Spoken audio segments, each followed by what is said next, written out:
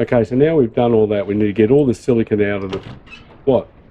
Did you get rid of the Kawasaki germs? Yeah, I backed the XS1100 up and fogged the garage with Yamaha exhaust. Okay, good. Sorry about that.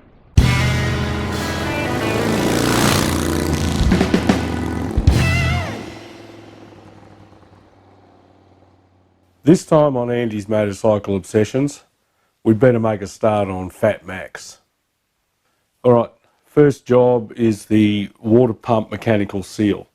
In order to access the water pump, I need to get this radiator out of the way. So I need to have the tank off, I've got to drain the cooling system, pull the radiator out, pull the fan out, and then hopefully we can get a better look at it.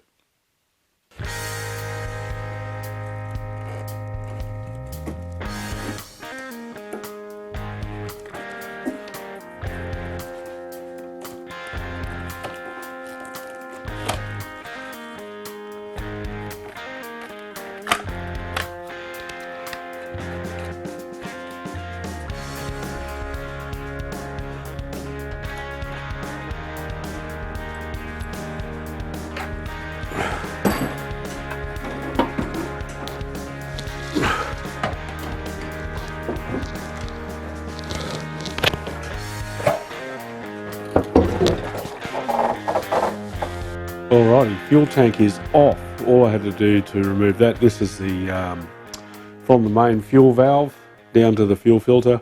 This is the return hose back to the tank, and the fuel sender wire.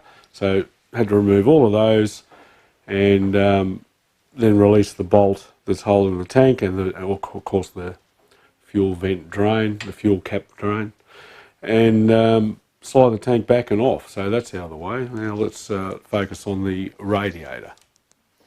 Now I was assuming there'd be a drain plug in here, but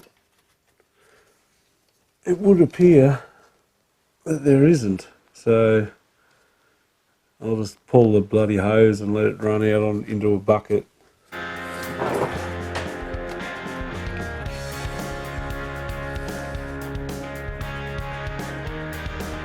I think we might replace this cap, it's seen better days. The expansion bottle's all the way down here, which means there's got to be a hose routing off. Yep.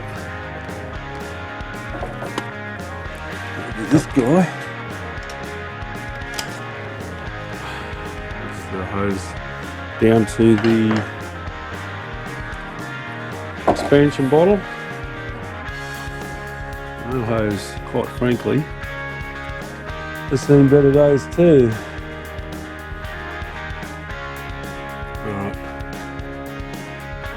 we've got wires everywhere here. This is all part of that spotlight wiring loom by the looks of it, and also the horns. So I'll just disconnect those.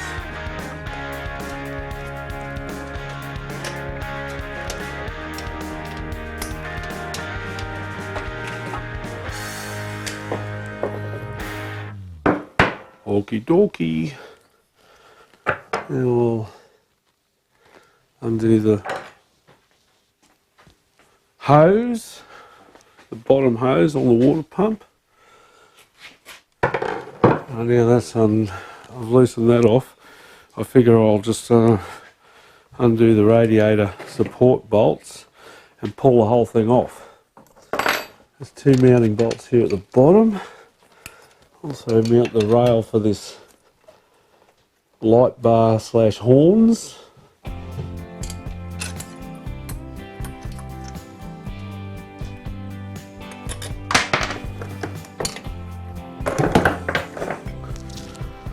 And there is a third one right at the top.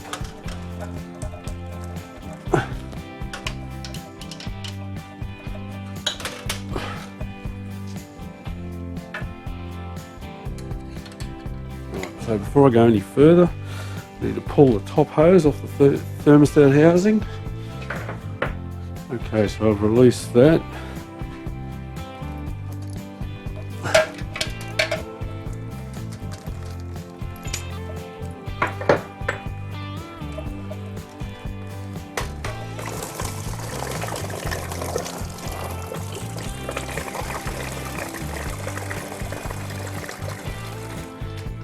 And believe it or not, I got most of it in the bucket.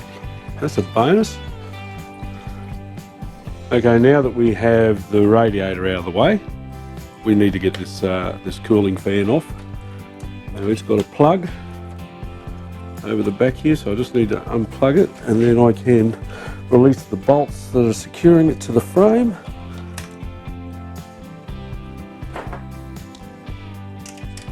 And remove it.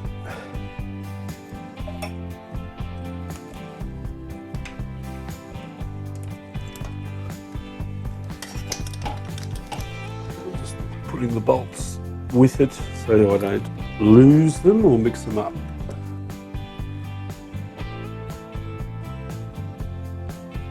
Alright, so here's our water pump. Now somebody's had a go here with the multi-grips. It's pretty chopped up, but there's a circlip here that we need to remove, and then you slide this pipe down, which frees it from the top housing there. Release these two bolts and pull the housing off. So let's get on with that.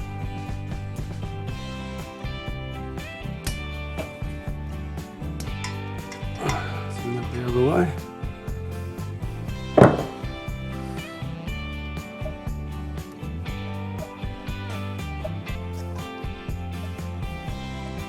Okay.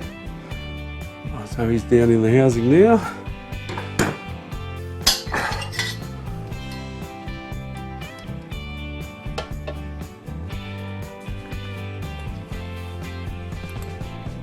Oh.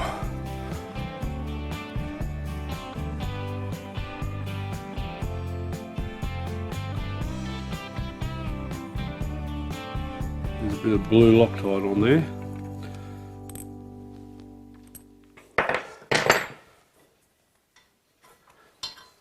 Ah, there's the bolts there.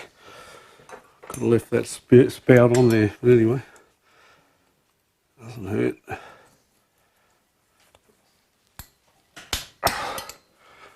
There's a bit Loctite too, I presume.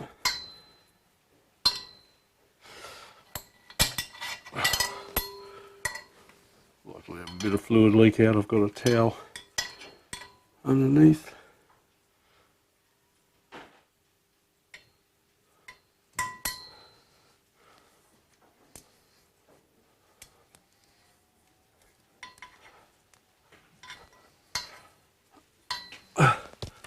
Give it a gentle tap with a soft hammer, and there he is. Okay, so it's got an O-ring in it, and there is our impeller. So we've got a little circlip on the end of the impeller that we need to get off. Right, circlip. The impeller should just come off.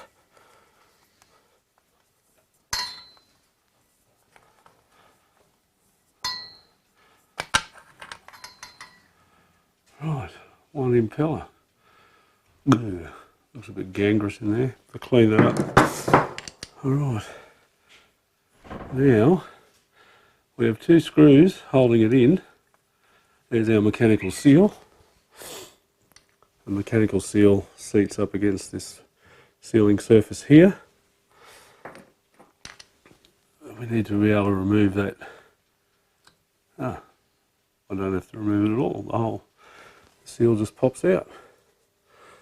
Thought I had to remove the housing. Now these will be JIS screws. I've got a JIS screwdriver here. If you don't know what a JIS screwdriver is, it is a Japanese industry standard, and they have a different head profile to Phillips, which is why when you use a Phillips driver on JIS screws, you end up chewing out the centre of it because they're broader in the middle. Whereas JIS fit. There's two little jacking screw points in here to take that housing out. Lights. And I need to pull it out because part of the base of the mechanical seal is delaminated. It's meant to be. attached in here. All will become clear when we get this thing out of here. Right.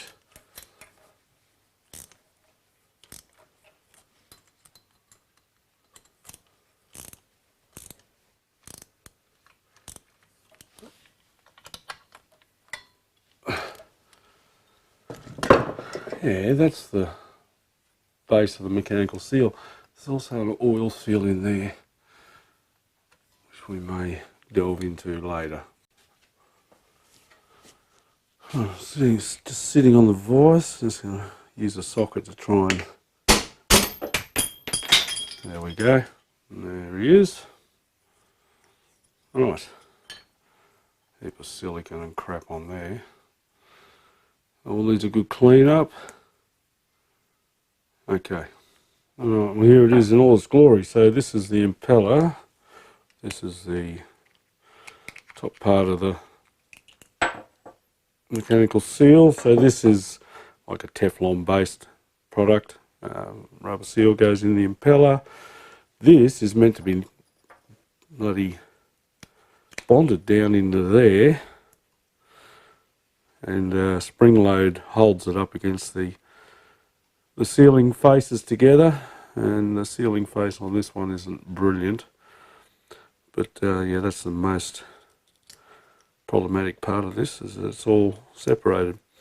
Alright, so parts to order. We also need O-ring for that, little vortex breaker in the front, but all we need for that housing is a good clean and new O-ring, new O-ring for the nozzle for the hose, new O-rings for the bypass tube up to the thermostat housing. Probably replace that as well. So there you go, some bits and pieces that we need to order.